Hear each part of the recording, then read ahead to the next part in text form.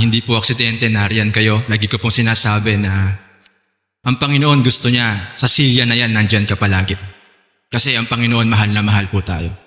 Marami tayong pinagdaanan sa isang taon, pero biyaya ng Panginoon, ito tayo. Nakakasamba sa Kanya, nakakapagpuri sa Kanya. May iba't iba tayong pinagdaraanan, meron hanggang sa ngayon, may problema, may pagsubok. Hindi po mawawala yan eh.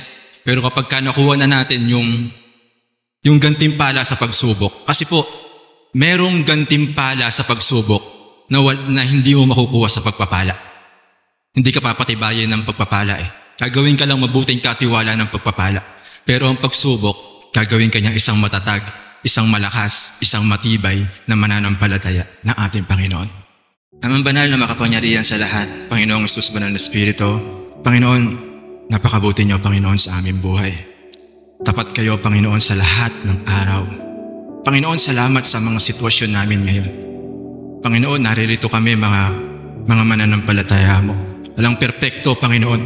Naririto kami, may mga pagod na sa amin. Naririto kami, may mga pasuko na sa amin. Naririto kami, Panginoon, kasi sa mga gantimpala, Panginoon, na patuloy mong ipinagkakaloob sa amin. Panginoon, kulang yung buhay namin. Kulang yung lakas namin, Panginoon, para sa ginawa mo sa amin, Panginoon. Kaya, Panginoon, dalangin ko, instrumento lamang ako ng iyong mga salita. Kahit ako, Panginoon, gusto kong matuto sa iyo, maging tapat. Kaya, Panginoon, sa mga salita mo, Panginoon, na aming pagpupulay-pulayan ngayon, Lord, wala akong kakayahan. Kayo lamang yung magsalita, banal na Espiritu, para sa akin. Salamat, Panginoon. Bigyan niyo kami, Panginoon, ng pusong handang tumanggap ng mga salita mo, Panginoon, Lord God. Pusong handang sumunod rito. At ngayon, Panginoon, lahat ng naririto, basagin niyo yung mga puso namin. Basagin niyo, Panginoon, yung mga pagmamalaki namin. Basagin niyo, Panginoon, yung gawa ng kaaway sa buhay namin, pati ang pita ng laman, Panginoon, Lord God.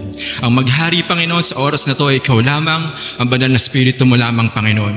Sa habang panahon, Lord, Yahweh, amang banal, Panginoong Hesus, banal na Espiritu, sama-sama namin sa iyo iahandog ang pinakamataas na papuri, pasasalamat, pagluwalhati, pagdakila at pagsamba, pag-ibig at pagsunod sa pangalan mo, Hesus. Amen. Kapatid, isang bersikulo lang po sa Bible yung ating tatalakhayin at ito yung John 3:16. Sapagkat gayon na lamang ang pag-ibig ng Diyos Ama sa sanlibutan sa ating lahat, kaya ipinagkaloob niya ang kanyang kaisa-isang bugtong na anak upang ang sino mang sa kanya isasampalataya ay hindi na mapahamak, kundi magkaroon ng buhay na walang hanggan. Nananampalataya po ba ang bawat isa na naririto na meron na kayong buhay na walang hanggan? Sa Diyos po ang papuri. Ang buhay na walang hanggan ay taglay-taglay nyo na po. Pero, yung bawat buhay natin sa araw-araw, paano pa natin ipinadadama yung pag-ibig natin sa Panginoon? Sa katunayan, mga kapatid, mas gusto ng Diyos yung pagsamba kapag Monday to Saturday kaysa pag Sunday. Mas gusto ng Diyos yung pagsamba mo sa Kanya individual sa araw-araw na ipinagkakaloob niya sa iyo. Mas nakikita ng Panginoon kung totoo ka sa Kanya kapag wala ka sa loob ng sambahan. Kundi pag nasa labas tayo, mayroong mga nakakasalamuhang iba't ibang klase ng tao. Yun po ang gusto na pagsamba ng Lord. Na yung mga napakinggan ba nating salita, mula noon hanggang ngayon, kaano ba natin to na isa pa pamumuhay? Doon po nasusubukan kung gaano ka na katatag bilang sundalo ng ating Panginoon. Hindi pa huling lahat, hindi usapan dito kung ilang taon na po tayo. Ang usapan dito, kung meron ba tayong puso na handa pa rin sumunod at isa pamuhay ang salita ng Diyos. Dahil ang Panginoon po ay hindi nagkulang sa atin. Gayon na lamang ang pag-ibig ng Diyos sa sanlibutan. Kaya yung pinakayaman at pinakamahalaga sa Panginoon, mismo ang ating Panginoon, inialay niya yung buhay niya sa iyo. Tayo, Tayo mga kapatid, ano yung kaya nating ialay sa Panginoon? Hindi natin kailangan magkaroon ng ministeryo dito para masabi naglilingkod tayo. Kasi yung trabaho mo, yung negosyo mo, yung pag-aaral mo, yung araw-araw mo, ministeryo yan mga kapatid. Ministeryo yan sa Panginoon na kailangan lahat ng ating ginagawa ay nagiging pagpupuri, nagiging pagsamba sa ating Panginoon. Gaya po ng testimony ng ating kapatid na si Brother Arthur, gayon na lamang ang pag-ibig ng Diyos sa sanlibutan. Kaya gayon na din lamang yung pag-ibig niya sa mga nakakasalamuha niya sa buhay. Ayaw niyang mapahamak.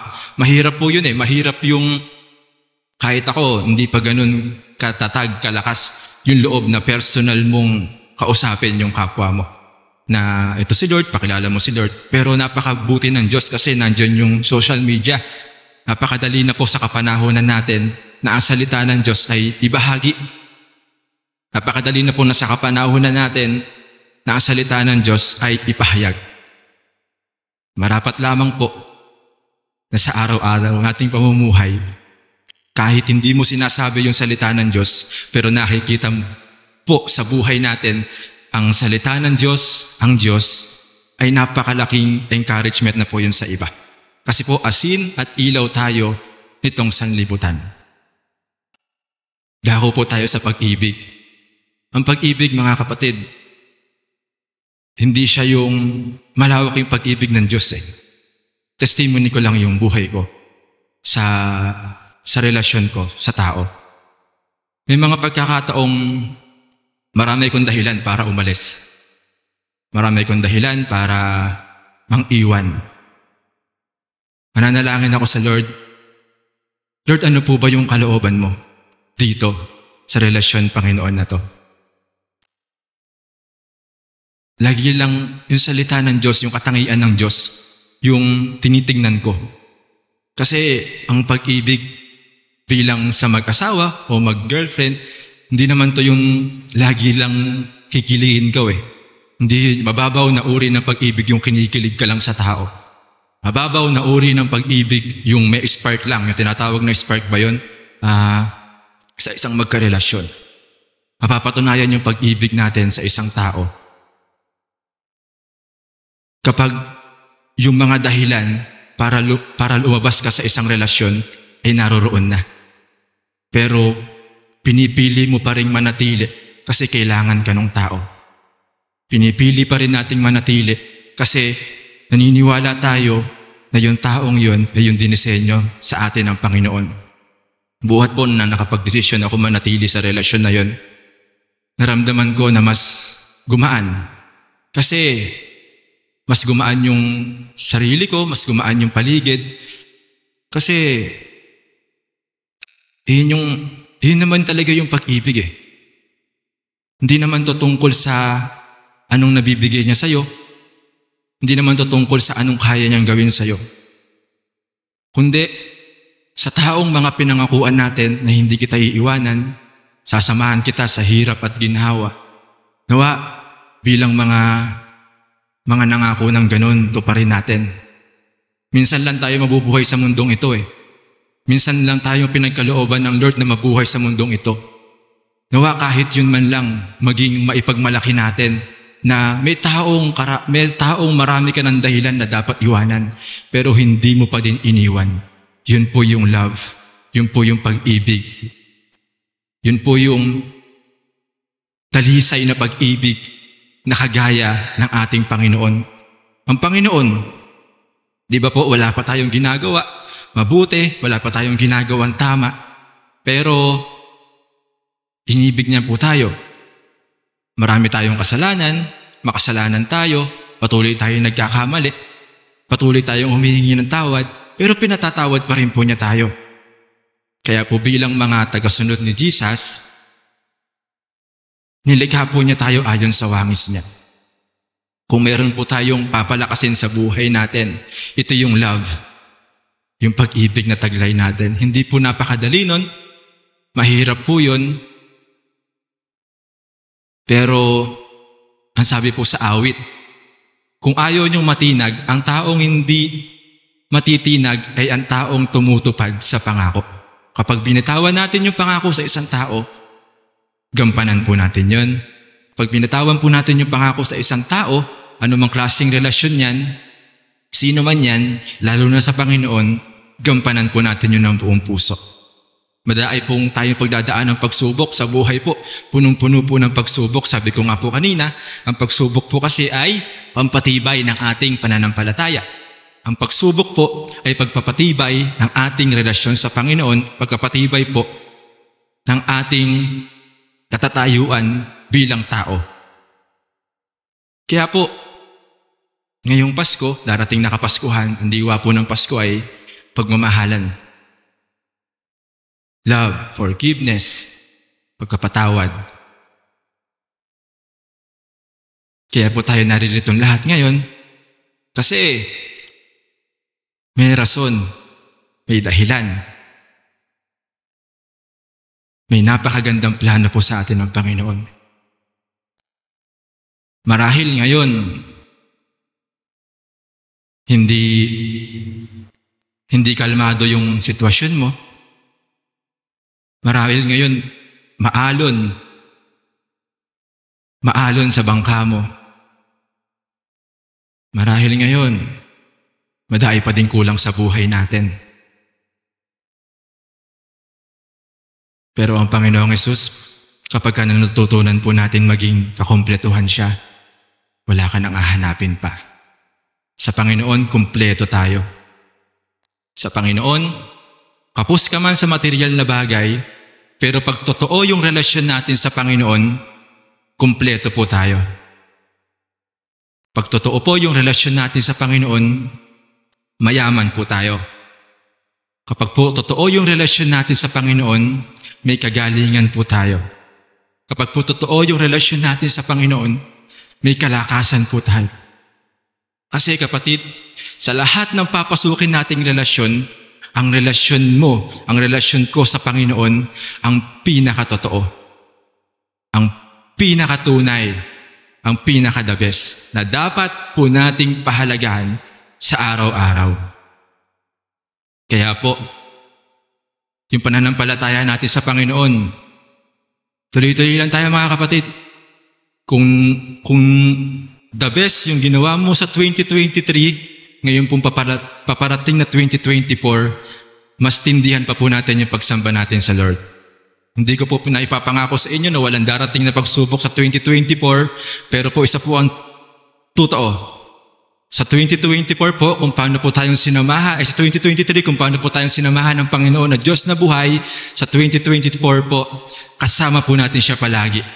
At ang lahat po ng inyong negosyo, lahat po ng inyong mga pangarap, lahat po ng inyong mga mitihin sa buhay, lahat po yan, igagrant po ng Panginoon sa perpektong oras po niya. Yahweh Amang Banal, Panginoong Hesus, Banal na Espiritu. Salamat Panginoon sa iyong biyaya, Panginoon. Salamat Panginoon sa iyong pag-ibig. Panginoon, sapagkat gayon na lamang ang pag-ibig mo sa sanlibutan, Panginoon. Kaya ito kami ngayon, Lord. Damang-dama yung presensya mo. Lord, pakiyakap po yung bawat isa sa amin. Pakiyakap po, Panginoon, yung bawat isang naririto. Yung yakap, Panginoon, Lord God, na may kaakibat na salitang, anak, mahal kita. Anak, tutulungan kita. Anak, ililigtas kita sa sitwasyon mo na yan ngayon. Lord, salamat. Humihingi kami ng tawad lahat, Panginoon, sa isang taong nagdaan, Panginoon, sa lahat ng pagkukulang namin, sa lahat ng mga naging kamalian namin. Panginoon, patuloy mo kaming turuan sa papasok, Panginoon, na bagong taon. Isang panibagong simula, isang panibagong akbangin. Ngayon pa lamang, Panginoon, sa araw na to, patuloy niyo pong iprepara yung mga buhay namin, yung mga puso namin, Panginoon, para sa araw-araw naming tatahakin, Panginoon, sa isang buong taon. Dalangin ko po sa inyo ang bawat minamahal ko, Panginoon, na naririto. Bata, tanda, lalaki at babae. Panginoon, nakikita nyo yung mga dasal nila, yung mga puso nila, yung mga pag-iyak nila, Panginoon. Lord, wala kang hindi nakikita. Dahil ang kapangyarihan mo ay sakop ang lahat, Panginoon. Kaya, Panginoon, nalalangin po ang inyong lingkod. Maghimala kayo, Panginoon, sa buhay ng bawat isang naririto. Lord, amin pong ipinawawasak sa iyo, Panginoon, lahat ng gawa ng kaaway. Lahat ng pita ng laman, Panginoon, na nagiging sanhi, Panginoon, ng hadlang, Panginoon, para sa rumaragasang pagpapala. Lahat po ito, Panginoon, sa pangalan mo, Jesus, ay aking pong winawasak, inaapakan, dinudurog, Panginoon, Lord God, sa pangalan mo, Jesus. Sa oras na to, Panginoon, ang ibayong sigla, lakas ng banal na Espiritu sa buhay ng naririto ay sasa kanila, Panginoon. Sasa amin, Panginoon, Lord God. At lahat ng aming ipaplano, papasimulan, ay yung kalooban mo, Panginoon. Sa bawat relasyon, Panginoon, na naririto, na may lamat, Panginoon, aking pong dinadalangin, Panginoon, Lord God, yung pagbuo mo, Panginoon, yung pag-restore mo, Panginoon, sa bawat relasyon. Sa lahat, Panginoon, ng pride, aking pong dinudurog, depression, anxiety, Panginoon, Lord God, karamdaman, pisikal at espiritual, Panginoon, aking pong winawasak sa pangalan mo, Jesus, Lord God. At Panginoon, sa maghapong ito, taglay-taglay na po ng mga kapatid ko sa pananampalataya. Ang kagalingan, ang kaligtasan, ang kalakasan, ang kasiglahan at katagumpayan, Panginoon. Dahil inuna ka, Panginoon, ng mga kapatid kong ito. Inuna ka namin, Panginoon. Salamat sa iyong mga salita. Patuloy po itong manuot sa aming buhay. Patuloy po kayong maluwalhati.